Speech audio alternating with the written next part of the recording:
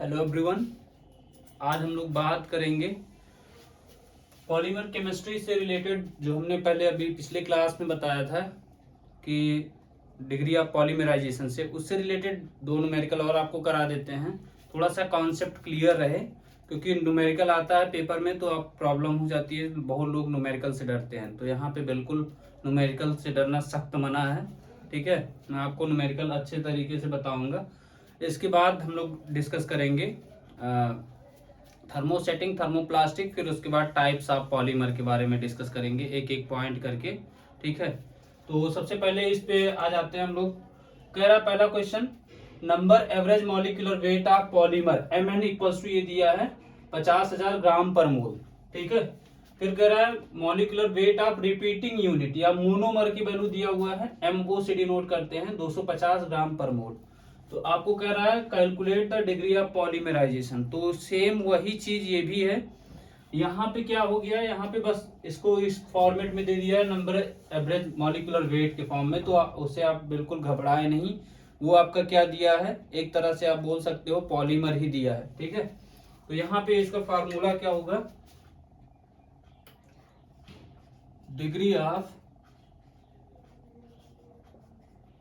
Polymerisation,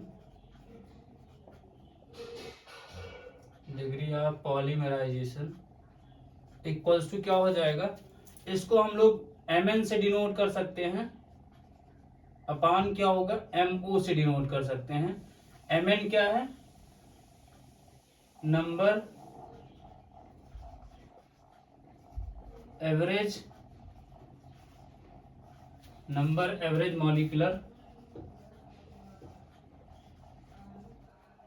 wait दिया है आपको, और दूसरा ये MO क्या है आपका, मोनोमर है। ठीक है, मोनोमर का जो मॉलिक्यूलर वेट है।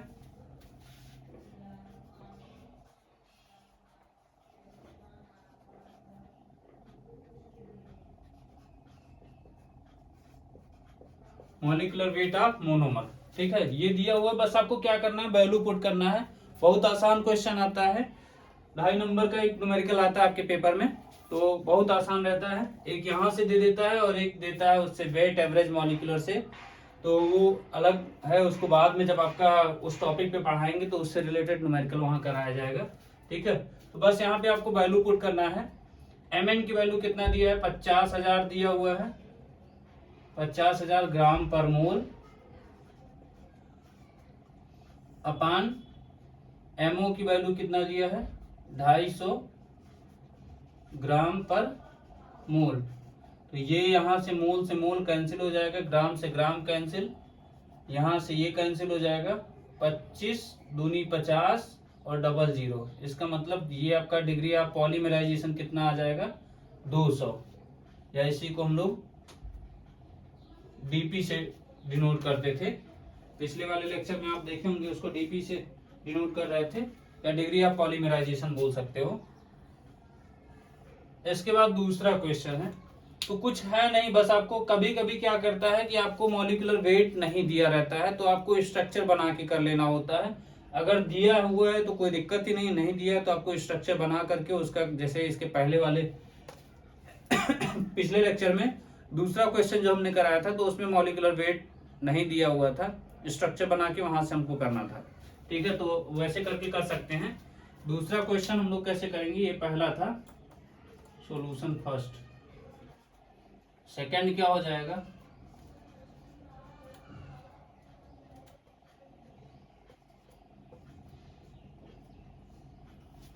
इसमें क्या करना है, कह रहा है determine the degree of polymerisation of nylon 66 material with Mn इतना दिया हुआ है, और MW दिया है इतना 224.3 ग्राम पर मोल दिया हुआ है। तो बस इसमें भी सेम वही दिया है, बस आपको वैल्यू पुट कर देना है। तो यहां भी क्या हो जाएगा, degree of polymerisation equals to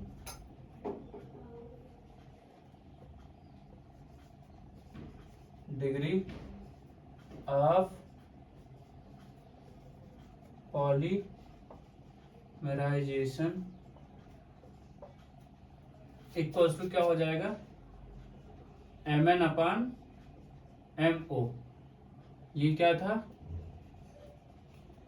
देखिए एग्जाम में फार्मूला, जैसे रिटन एग्जाम में तो आपको फार्मूला लिखना ही पड़ेगा, और अगर मान लीजिए ऑब्जेक्टिव पेपर होता है तो उसकी बात अलग है। ऑब्जेक्टिव वाले के लिए भाई आप फार्मूला वगैरह कहीं, बस आपको पता होना चाहिए क्या वैल्यू है, बस सॉल्व करके तुरंत आंसर निकालिए। Number average molecular weight,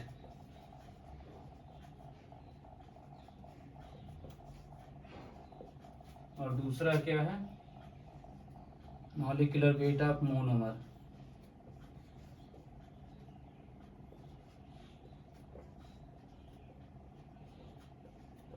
of monomer. और कमेंट सेक्शन में आप लोग ये भी बता दिया करिए कि भाई समझ में आ रहा है कि नहीं समझ में आ रहा है, ये भी बता दिया करिए, कम से कम हमको पता तो चल जाए कि हाँ आपको समझ में आया, नहीं समझ में आया उसको फिर से रिपीट कर देंगे।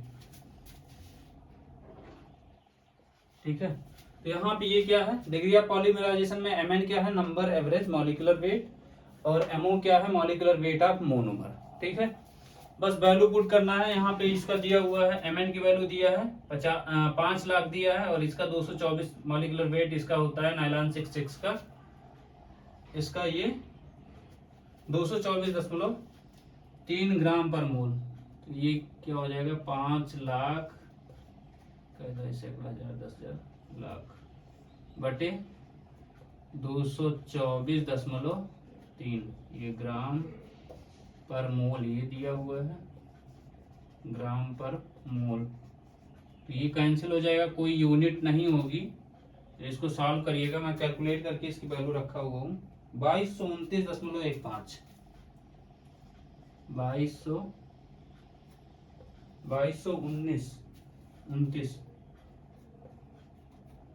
2229.15, ये क्या हो गया, डीपी की वैल्यू हो गई।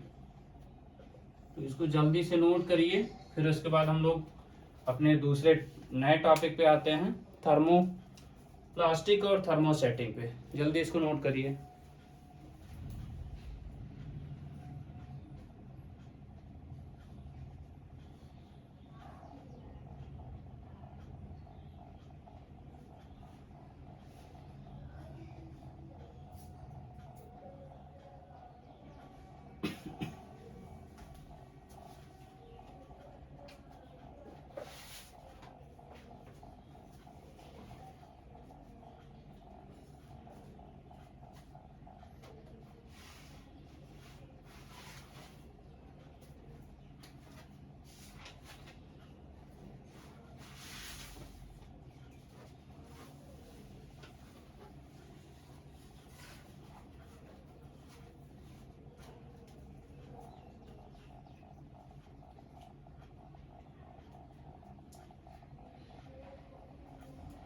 हो गया, चलिए आगे बढ़ते हैं।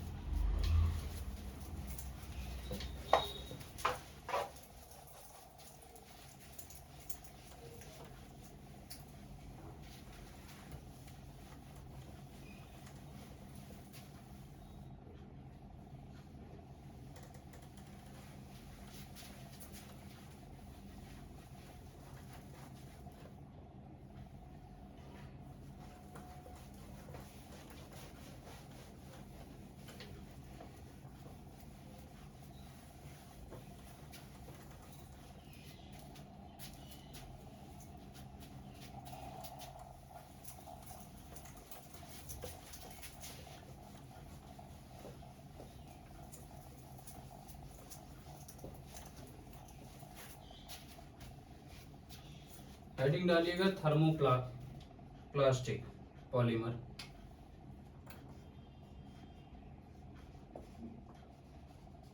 Thermo plastic polymer.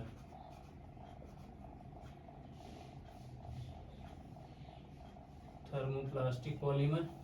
अब इसमें देखिए क्या होता है, जैसे इसमें क्रॉस लिंकिंग नहीं होती है, ठीक है, एक ये स्लाइटली ब्रांच होता है। स्लाइटली ब्रांच का मतलब जैसे एक होता है ढेर सारा, एक समझ लीजिए जैसे अंगूर का पेड़, ठीक है, अंगूर का पेड़ अगर आप देखे होंगे तो अच्छी बात है, नहीं देखे हैं तो कोई बात नहीं, सर्च करके देख लीजिए।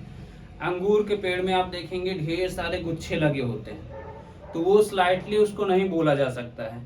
लेकिन अगर अंगूर की जगह पे आप कोई ऐसे सिंपल ऐसे वो देख लीजिए जिसमें क्या होता है, एक सीधी लाइन में आपका वो पेड़ रहता है, उसको मतलब देखते होंगे, यूकेलिप्टस नाम सुने होंगे। गुच्छे की बात नहीं कर रहा हूँ, वहां पे देखेंगे अंगूर वाले में ढेर सारे ऐसे बने रहते हैं, गुच्छे ढेर सारे लटके रहते हैं। और कोई ऐसा पेड़ आप देख लीजिए जिसमें क्या है, कोई गुच्छा ना हो, बस वो एक स्ट्रेट लाइन में जा रहा हो, तो ऐसे आप देख सकते हो। तो वहां पे स्लाइटली ब्रांच का मतलब ये है कि जैसे मान लीजिए उसमें एक दो ब्रांच निकलती हो, ज्यादा ब्रांच नहीं, या ब्रांच निकलती भी हो तो ऊपर जा करके। और कोई कोई होता है पेड़ जिसमें क्या होता है, ढेर सारे ब्रांच ऐसे जैसे निकल रहे हैं, मैं बता रहा हूँ। जैसे एक पेड़ ऐसे है, उसमें ऐसे ऐसे ऐसे ऐसे ऐसे ऐसे ऐसे करके ब्रांच ढेर सारी हैं, ऐसे ऐसे ऐसे ऐसे। तो ये स्लाइटली ब्रांच नहीं है। स्लाइटली ब्रांच का मतलब ये है कि एक यहाँ हो गया, एक यहाँ हो गया, एक यहाँ हो गया, ये स्लाइटली हो सकता है। अब इसी में जब इसमें अलग से ढेर सारे ऐसे ऐड होना जा रहे हैं तो वो स्लाइटली ब्रांच नहीं होगा, ठीक है। तो इसको स्लाइटली ब्रांच इसको बोलते हैं, इसको नहीं। तो अभी आपको पहले डिफिनीशन लिखा देते हैं।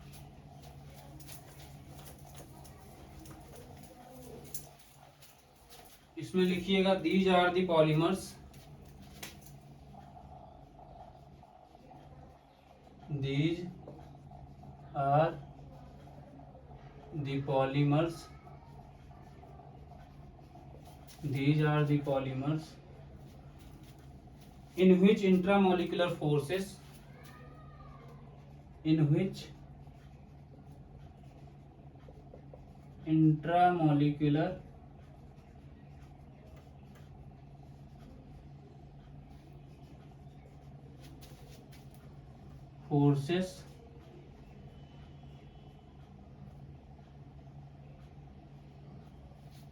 intramolecular forces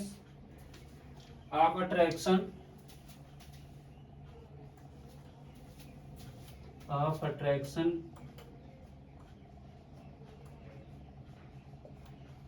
in between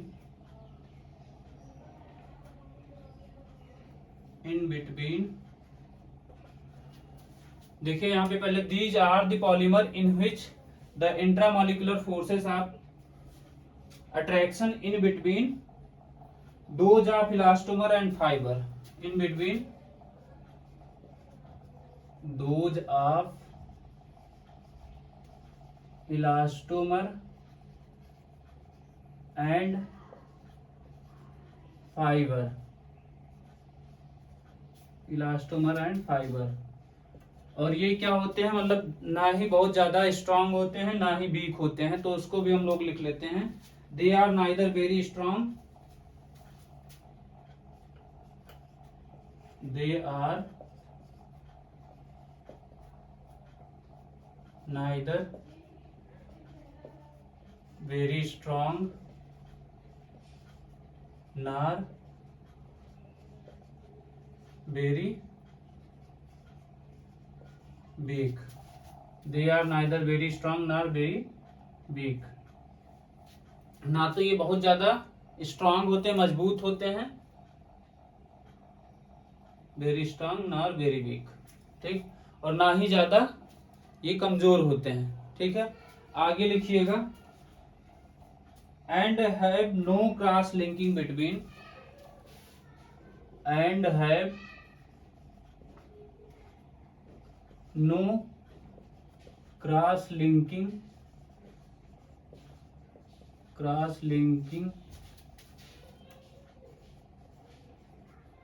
between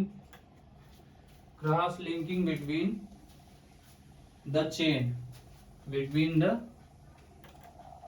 मतलब चेन में कोई क्रॉस लिंकिंग नहीं होगी। जैसे क्रॉस लिंकिंग का मतलब आपको ये बता रहा हूं, जैसे ये दिया हुआ है, तो क्रॉस लिंकिंग का मतलब ये यहां से भी कनेक्ट हो, यहां से भी कनेक्ट हो, ऐसा करके कुछ ऐसा करके कनेक्ट हो, तो इसको क्रॉस लिंकिंग बोला जाता है। मतलब एक दूसरे से यहाँ कनेक्ट हो जा रहा है, यहाँ भी कनेक्ट हो जा रहा है, तो उसको हम लोग क्रॉस लिंकिंग बोलते हैं, ठीक है। तो इसके बीच में कोई क्रॉस लिंकिंग नहीं होता है।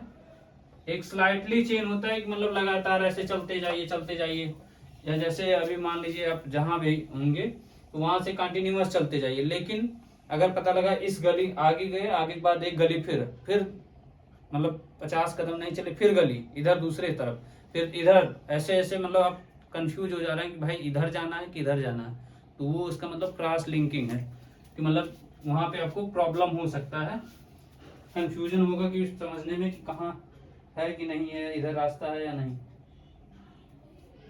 Cross linking these are the chain हो गया, these are the linear, these are the linear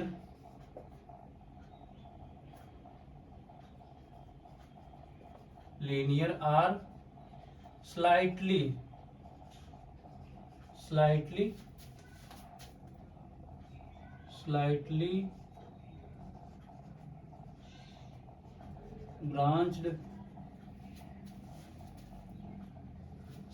branched chain या लॉन्ग चेन बोल सकते हो, स्लाइटली ब्रांच्ड लॉन्ग चेन मतलब लंबी श्रृंखला।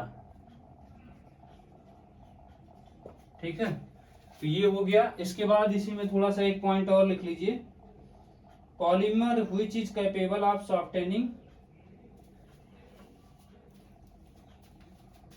मेन पॉइंट तो यही है, ये इंपॉर्टेंट पॉइंट है पॉलीमर, लिखिएगा polymer which is capable of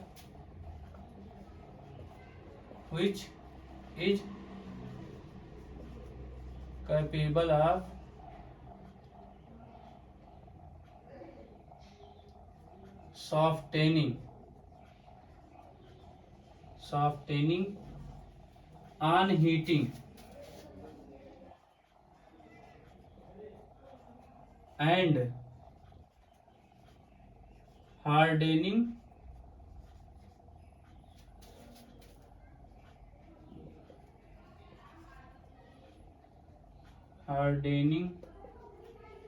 on cooling।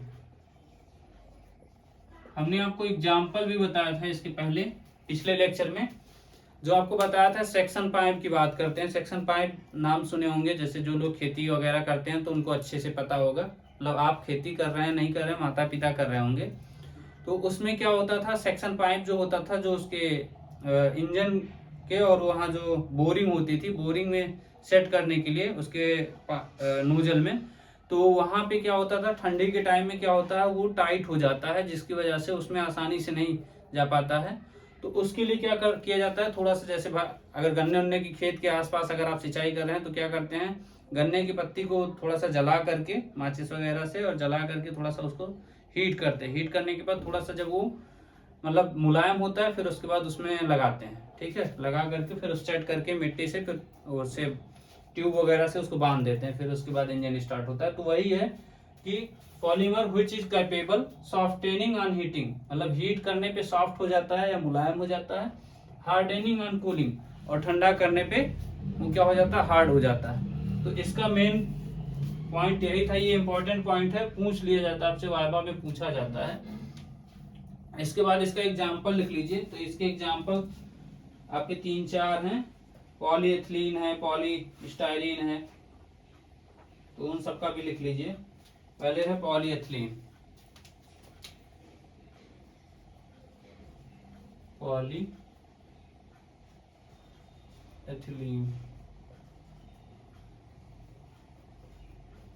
Polyvinyl chloride, PVC.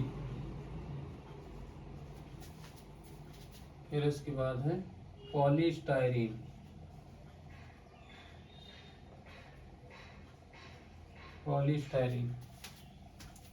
अब इन सब का भी टेफ्लॉन है।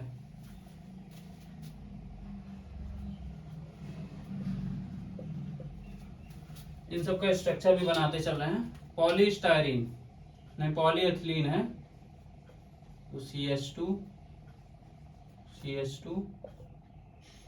सिंगल बॉन्ड के साथ में यहाँ M हो गया।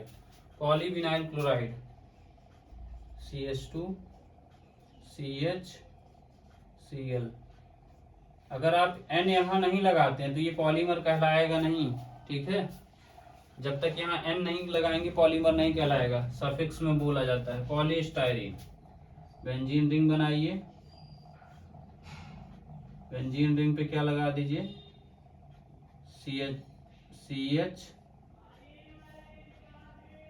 CH2,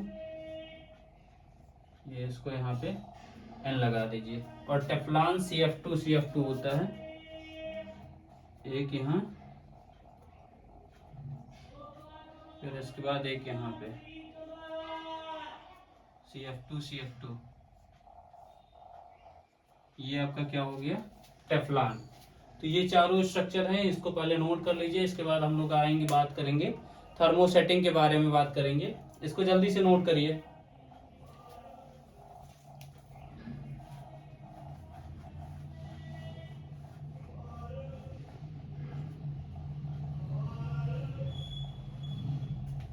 जल्दी इसको नोट करिए, फिर उसके बाद हम लोग डिस्कस करेंगे थर्मोप्लास्टिक पे, थर्मोसेटिंग पे। थर्मोप्लास्टिक तो हमने बता ही दिया है। और देखिए इसमें इस समय आपको वीडियो में क्वालिटी खराब तो नहीं दिख रहा ना, कि मतलब मुझे जूम कर ले रहा हो, ऐसा वीडियो में नहीं दिख रहा होगा। चलिए ठीक है, अच्छी बात है। जल्दी नोट करिए।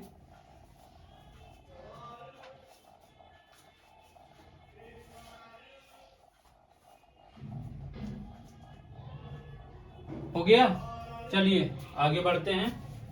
थर्मोप्लास्टिक पे हो गया है, और थर्मोसेटिंग के बारे में हम डिस्कस करेंगे।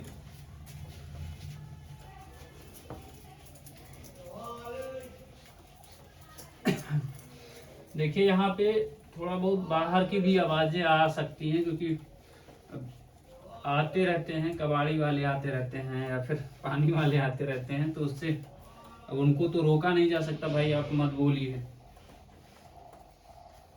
और अभी इतना बड़ा कोई स्टूडियो तो अपना है नहीं, जब हो जाएगा तो फिर ये सब भी चीज़ें दूर हो जाएंगी। बस आप लोग सपोर्ट करते रहिए। सपोर्ट करने का मतलब भाई दोस्तों को भी शेयर करो, उनको भी पता चले कि हाँ सुरेश सर कुछ केमिस्ट्री वगैरह पढ़ा रहे हैं, पॉलीमर पढ़ा रहे हैं, जो भी पढ़ा रहे हैं। चलिए हेडिंग डालिएगा, thermosetting. Thermosetting.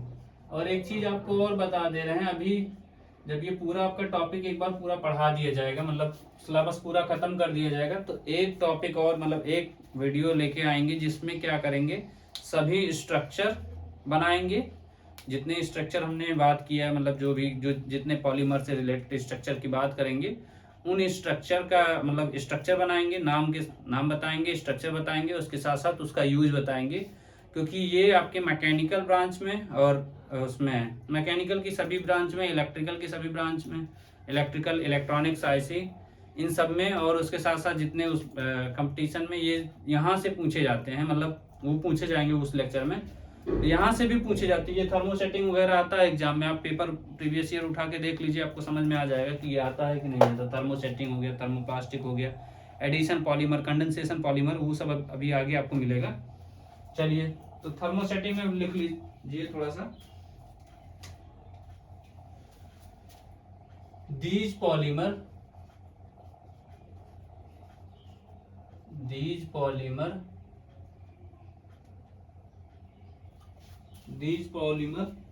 are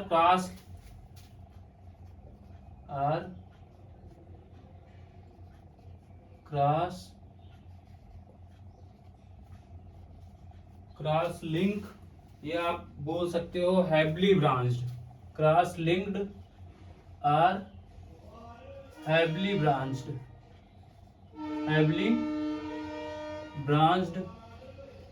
molecule, heavily branched molecule, ठीक है। अब इसमें क्या है कि ये क्या होता है, जो कि अंडर हीटिंग एक्सटेंशन प्रॉपर्टीज के अंतर्गत जाता है, which undergoes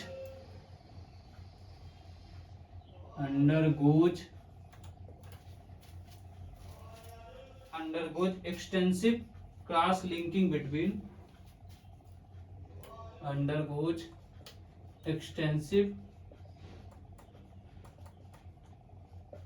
cross linking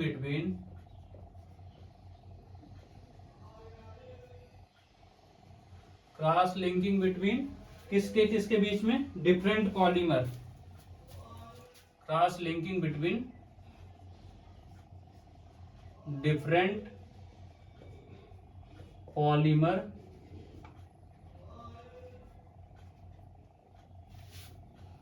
polymer to give three dimensional network या three dimensional structure, polymer to give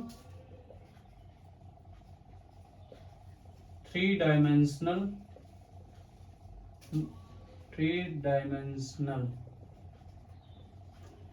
network are solid बोल सकते हो, ठीक है। 3-डायमेंशनल नेटवर्क आर सॉलिड बोल सकते हो। तीन मतलब कुल मिला के ये 3-डायमेंशनल स्ट्रक्चर के जैसा दिखेगा देखने में। अब वो आपको जब हमने बताया था स्ट्रक्चर बना करके तो वैसे ही रहेगा जैसे आपको एक उसमें मॉडल की तरह बना के दिखाया था ना। तो अभी जब आपको नोट करने के लिए देंगे तो उसमें हो सकता है, लेकिन क्योंकि ढेर सारे स्ट्रक्चर नहीं है हमारे पास, मतलब कुछ ही है तो कुछ ही का दिखा सकते हैं, सबका नहीं बनाया जा सकता सबके लिए। तो उसके लिए ढेर सारे वो चाहिए, मॉडल चाहिए, मॉडल चाहिए। तो उसके लिए ढेर सारा नहीं है, कुछ ही चीज़ों के लिए मैं उसको रखा हूँ खुद समझने के लिए। क्योंकि एक चैप्टर आता है, ग्रुप थियरी आती है। ग्रुप थियरी में बिना आपके मतलब इमेजिन किए आप किसी भी स्ट्रक्चर का से वो नहीं बता सकते कि इसमें कौन सा पॉइंट ग्रुप आएगा। तो वो ग्रुप थियरी के लिए मैं खुद के लिए क्या किया हूँ, उसको लिया हूँ, ठीक है। चलिए, इसमें नेटवर्क और सॉलिड हो गया। आगे लिखिएगा, and again become infusible, and again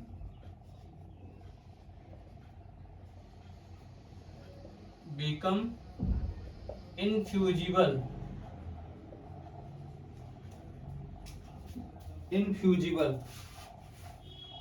हो गया। Infusible, these cannot be reused, these cannot be reused, मतलब उसको हम दोबारा यूज नहीं कर सकते हैं।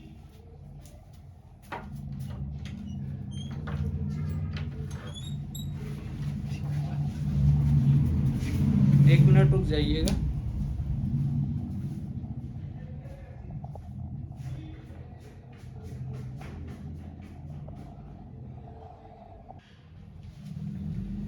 आगे इसमें लिखिएगा, these can not be reuse, और इसके एग्जाम्पल कौन कौन से हो जाएंगे, या एक आध पॉइंट और लिख लेते हैं। ये परमानेंट रिजिड होते हैं, दीज आर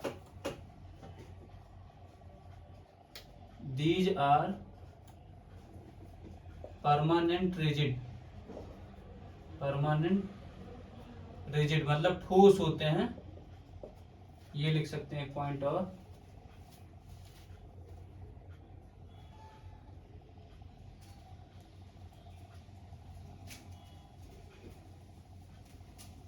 हो गया।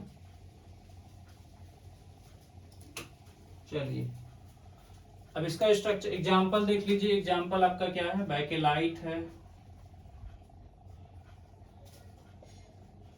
बहुत पूछा जाता है इसका, एकदम समझ लीजिए रिकॉर्ड तोड़ है। बैकेलाइट हो गया, यूरिया फॉर्मेल्डिहाइड हो गया,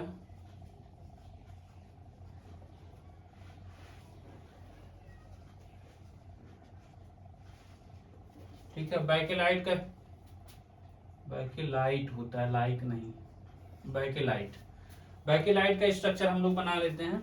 देखिए, इसको थोड़ा सा ध्यान से बनाइएगा। बेंजीन बनाइए, ऊपर OH लगाइए, नीचे बेंजीन बनाइए, उसको CH2 से जोड़िए, फिर बेंजीन बनाइए, ठीक, फिर नीचे OH लगाइए। अब यहाँ देखो OH के पोजीशन से, ऐसे यहाँ पे OH के पोजीशन से क्या करना है, एक CH2 जोड़ना है, ठीक। ऐसे ही यहाँ के OH के आर्थो पोजीशन बोल सकते हो, आर्थो पोजीशन से क्या लगाना, CH2। ऐसे यहाँ दूसरा बेंजीन कनेक्ट करेंगे दूसरे CH2 के साथ में,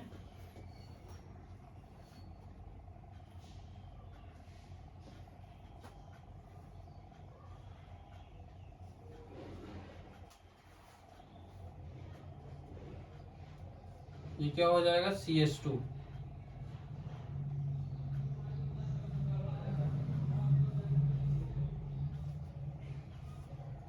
ये भी क्या हो जाएगा, OH। यहाँ क्या करेंगे, CH2 से जोड़ देंगे। फिर इसके बाद एक CH2, फिर एक बेंजीन रिंग बनाइए, OH के क्या करना है, आर्थो पोजीशन से कनेक्ट करना है। यहाँ से फिर से क्या करिए, CH2 से जोड़िए, इधर CH2 से जोड़िए। थोड़ा सा स्ट्रक्चर बड़ा लगेगा, लेकिन एक दो बार आप प्रैक्टिस करेंगे तो प्रॉब्लम नहीं होगा।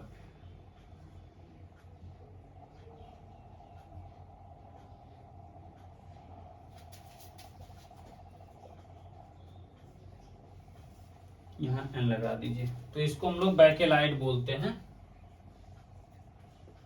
ये बैकेलाइट का स्ट्रक्चर है, ठीक है। और इसके बाद यूरिया फॉर्मेल्डिहाइड का है। तो यूरिया फॉर्मेल्डिहाइड का स्ट्रक्चर होता है CH2 NH CO NH CH2,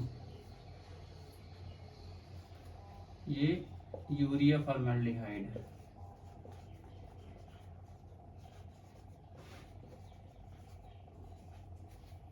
और ये बैकेलाइट का स्ट्रक्चर है, इसको नोट कर लीजिए। देखिए बस ये ध्यान देना है कि स्ट्रक्चर अगर आपको नहीं पता रहेगा तो आप उसके बाद मतलब स्ट्रक्चर नहीं पता रहेगा, सीधे एक नंबर में पूछता है इसका स्ट्रक्चर बनाइए, यूज बताइए। तो इन सब का यूज जो होता है, ये उसमें प्लास्टिक के जो आप यूज करते हैं, क्या बोलते हैं, जो बटन वगैरह होता है, इलेक्ट्रिक के सामान जो होते हैं, या कुकर का हैंडल वगैरह है, वो सब इसी से बनाए जाते हैं, बैकेलाइट से ही बनाया जाता है। तो जितने भी आप देखते होंगे ये क्या बोलते हैं, टिप टॉप वाला बटन, क्या बोलते हैं उसको यार, कौन सी बटन, ऑन ऑफ करने वाला, या स्विच बोर्ड हो गया, वो सब इसी से बनाए जाते हैं। तो इसको जल्दी से नोट करिए, फिर हम लोग आगे बढ़ते हैं, टाइप्स ऑफ पॉलीमर बताएंगे।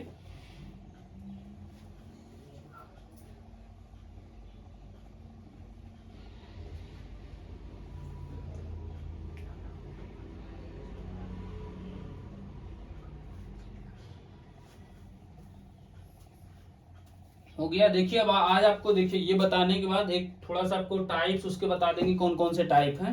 टाइप बताने के बाद फिर नेक्स्ट वीडियो में आपको उसके टाइप के पूरा मतलब डिटेल में बताएंगे, ठीक है। पहले आप इसको जल्दी से नोट करिए, फिर उसके प्रकार को बताने के बाद मैं आपको आगे बताऊंगा।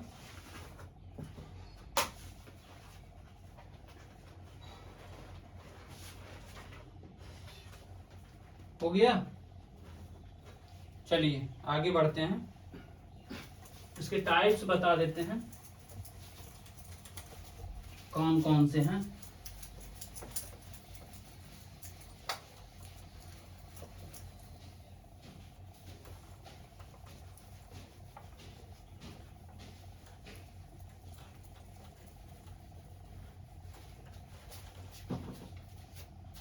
देखिए पहला हेडिंग डालिएगा types of polymer. Types of polymer. अब इसी में देखिए आप सिलेबस के हिसाब से देखिए, मैं सिलेबस में जो लिखा है वो तो बताऊंगा ही, पूरा एक एक टॉपिक, उसमें कोई चीज छूटेगा नहीं। लेकिन एक चीज ध्यान दे दीजिए कि जैसे मैं टाइप्स बता रहा हूं तो अभी ये टाइप्स पूरा कंप्लीट करूंगा एक साथ, मतलब जैसे अब टाइप में इसमें तीन तीन क्या ढेर सारे हैं, तो वो सभी प्रकार बताने के बाद फिर उसके बाद आपको नया टॉपिक बताएंगे, ठीक है। तो उसके लिए परेशान नहीं होना है। पहला है, जैसे पहला टाइप्स है, पहला है source of availability. Source of APAI availability, ठीक है। सोर्स ऑफ अवेलेबिलिटी के मतलब ये है कि आपका जैसे कौन कौन सा, एक होता है नेचुरल पॉलीमर, पहला हो गया नेचुरल पॉलीमर, फिर उसके बाद आपका हो गया दूसरा सिंथेटिक पॉलीमर, सिंथेटिक पॉलीमर, फिर तीसरा हो गया semi synthetic polymer, semi synthetic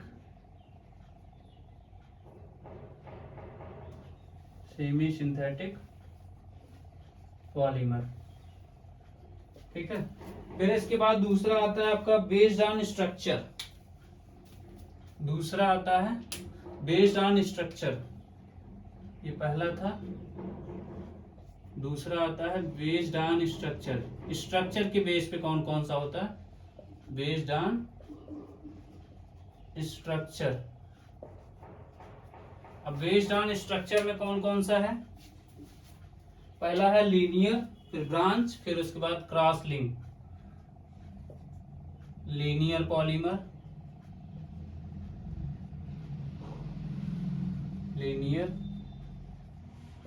polymer मतलब एक रेखा में रहेंगे, फिर ब्रांच पॉलीमर,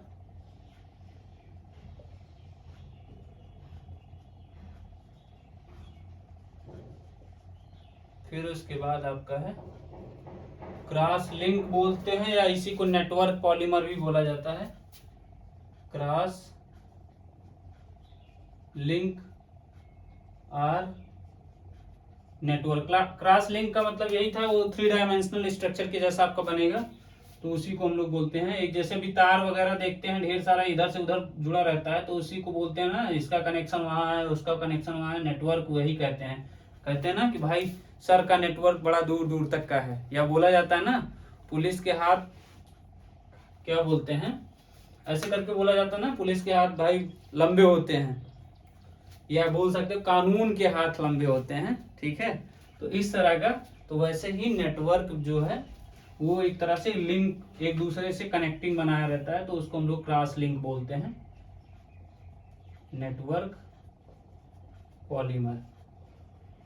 ठीक, इसके बाद तीसरा है आपका on the basis of molecular force. तीसरा है on the basis of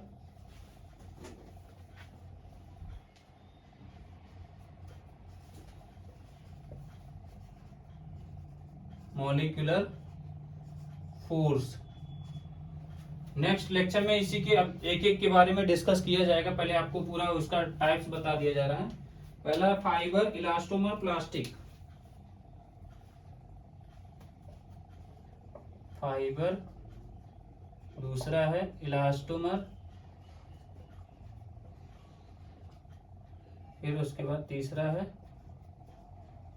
plastic, फिर इसके बाद है प्लास्टिसाइजर, चौथा है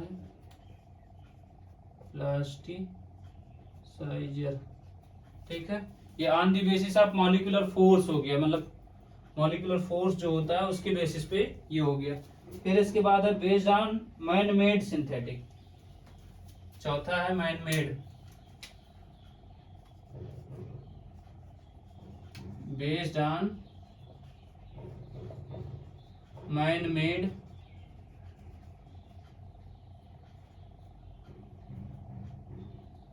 मैन मेड पॉलीमर बोल सकते हैं, मैन मेड ऑफ सिंथेटिक बोल सकते हैं, सिंथेटिक। ये इसी को ही बोले, जो ये सेमी सिंथेटिक पॉलीमर होता है, इसमें मैन मेड ही बनाया जाता है, जो हम लोग मतलब खुद से बनाते हैं। आप देखते हैं खुद ही कपड़ा पहन रहे हैं, कपड़े हो गए, जितनी चीजें आदमी द्वारा बनाया जाता है वो सब आपके मैन मेड होते हैं। तो based on man made synthetic. अब इसमें कौन कौन सा है, एक है एडिशन पॉलीमर, एक है कंडेंसेशन पॉलीमर। एडिशन पॉलीमर, दूसरा है कंडेंसेशन पॉलीमर। फिर इसके बाद आता है based on nature of monomer. पांचवा है बेस्ड ऑन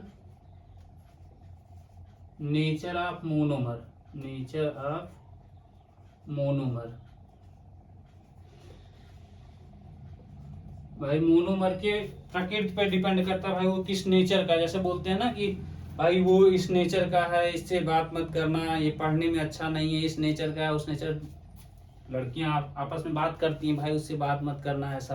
तो वैसे ही ये based on nature of monomer, monomer के नेचर के बेसिस पे कौन कौन से होते हैं, एक होता है होमोपॉलीमर, एक होता है कोपॉलीमर। एक होता है होमोपॉलीमर, होमोपॉलीमर, और एक होता है कोपॉलीमर। अब होमो का मतलब क्या होता है भाई, एक ही जैसा, मतलब कोई है एक ही जैसा है। जैसे मान लीजिए अगर आप प्लास्टिक ब्रांच के स्टूडेंट हैं तो आप प्लास्टिक ब्रांच के ही स्टूडेंट हैं। और कोपॉलीमर का मतलब होता है मान लीजिए प्लास्टिक ब्रांच का लड़का है और कुछ बच्चे वहां पे इलेक्ट्रिकल या किसी और ब्रांच के या मैकेनिकल के बच्चे आ गए हैं और इकट्ठा हो गई भीड़, तो उसको हम लोग क्या बोलते हैं, कोपॉलीमर। तो इस तरह से मतलब आपको बस समझाया जा रहा है, बाकी अभी जब पढ़ाएंगे उस चीज को तो आपको और मजा आएगा। फिर नंबर 6 है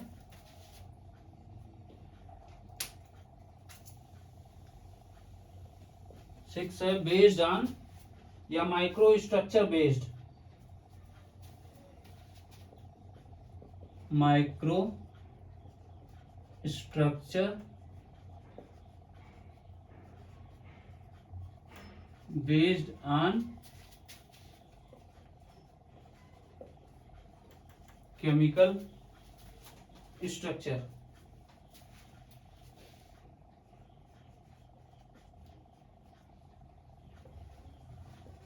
ठीक है, अब इसमें कौन कौन से हैं, एक होता है ऑर्गेनिक पॉलीमर, इनऑर्गेनिक, होमोचेन, हेट्रोचेन। पहला हो गया organic polymer,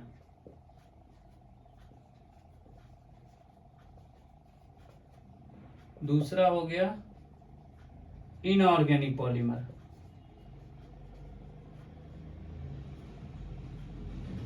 inorganic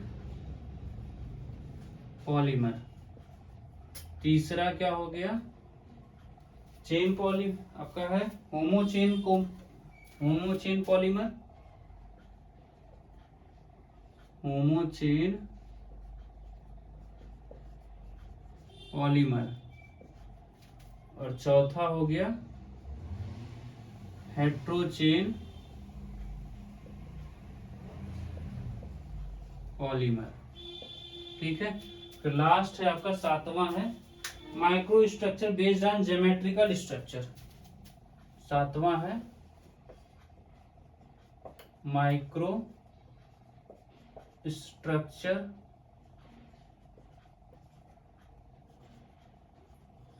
based on geometrical structure. उसकी ज्योमेट्री होती है, ज्योमेट्री के हिसाब से बताया जाएगा, ज्योमेट्रिकल स्ट्रक्चर। ठीक, अब इसमें कौन कौन से हैं, पहला लीनियर ब्रांच, ये तो एक साथ में वही है ही, उसी को सेम यहाँ ऑलरेडी हमने बोला ही है, ये बेस्ड ऑन स्ट्रक्चर ये बोल दिया है, तो इसी में ज्योमेट्री वगैरह आ जाएगा, लीनियर होता है। फिर उसके बाद ब्रांच वाला, उसमें ब्रांच रहता है, तो ये उसी से रिलेटेड है, लेकिन यहाँ भी एक बार लिख दे रहे हैं linear branch cross link.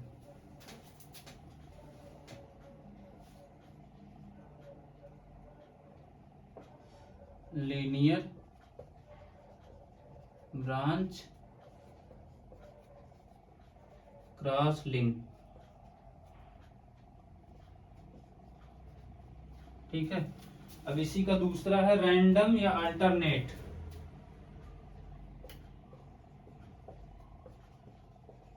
Random, फिर उसके बाद अल्टरनेटिंग।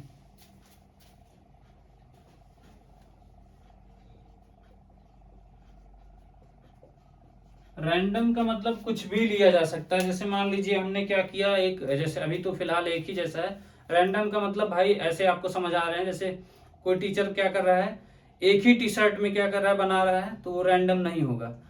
अगर डेली क्या कर रहा है, कपड़ा चेंज करके नया नया फैशन में बना, मतलब कभी ये वाला टी शर्ट, कभी अपना बॉडी दिखाने के चक्कर में, मतलब लोग टी शर्ट पहनते हैं, मैं भी उसके लिए नहीं पढ़ता हूँ, बट ये है कि आपको थोड़ा सा अट्रैक्टिव लगे, एक ही ड्रेस में थोड़ा सा लगता है ना कि अदर कोचिंग जो चलाते हैं सब टी शर्ट में पढ़ा रहे हैं, तो मेरा भी सपना था, तो वो सपना धीरे धीरे पूरा हो रहा है।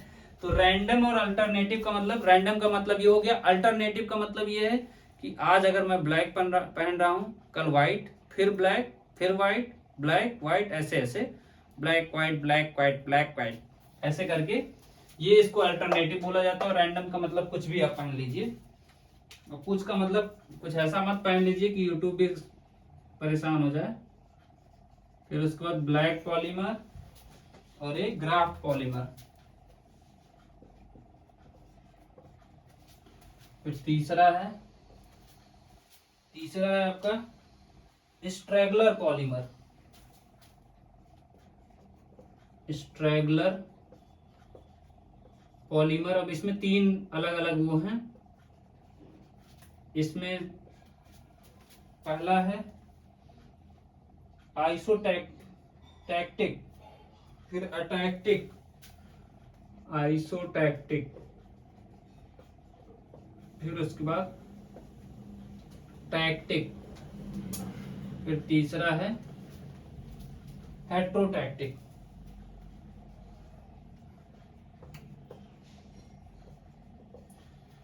तो इतने हैं, ये आपको नेक्स्ट लेक्चर में बताया जाएगा। एक बार मैं सबका एक बार नाम फिर से बोल दे रहा हूं। पहला है सोर्स ऑफ अवेलेबिलिटी, इसमें नेचुरल पॉलीमर जो नेचर से प्राप्त किए जाते हैं।